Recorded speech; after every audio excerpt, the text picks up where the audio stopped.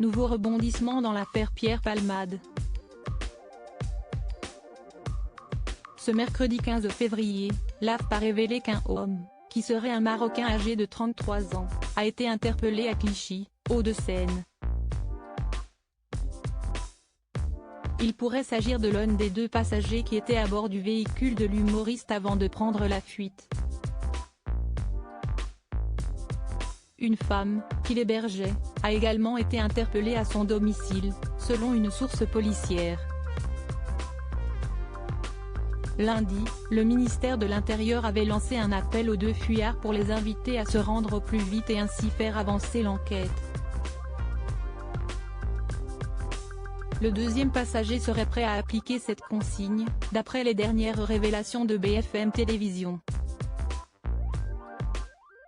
Pour rappel, l'accident de Pierre Palmade a eu lieu vendredi dernier vers 19 h, sur la D372 au niveau de Villiers-en-Bière. La voiture de l'humoriste vedette est entrée en collision avec un autre véhicule qui venait en face.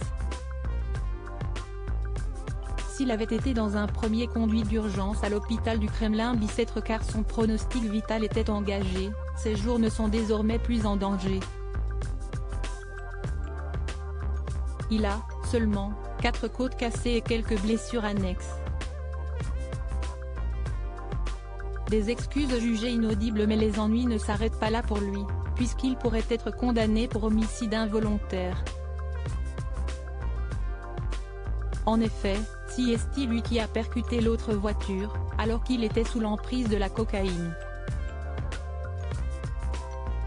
Et il a provoqué la mort d'un bébé qu'une femme de 27 ans, qui était passagère, portait dans son ventre. Ce mardi, l'avocat de la maman de Mourad Batik a révélé lors d'une conférence de presse qu'une césarienne avait été organisée en urgence afin de sauver l'enfant. Trop tard. Mais d'après l'avocat, le bébé serait né vivant, ce qui reste néanmoins à confirmer. Mais si est le cas, le comédien risque gros. Mais Mourad Batik avait également donné des nouvelles des autres victimes de l'accident, qu'il défend également, à savoir le conducteur du véhicule percuté, et son fils de 6 ans. Aux dernières nouvelles, les deux individus sont toujours en réanimation. Le petit garçon aurait la mâchoire fracturée et serait par conséquent défiguré. A noter que la sœur de Pierre Palmade a affirmé que l'acteur présentait ses excuses aux victimes impliquées dans son accident de voiture. Mais l'avocat de la partie civile a affirmé que les excuses sont inaudibles pour les victimes.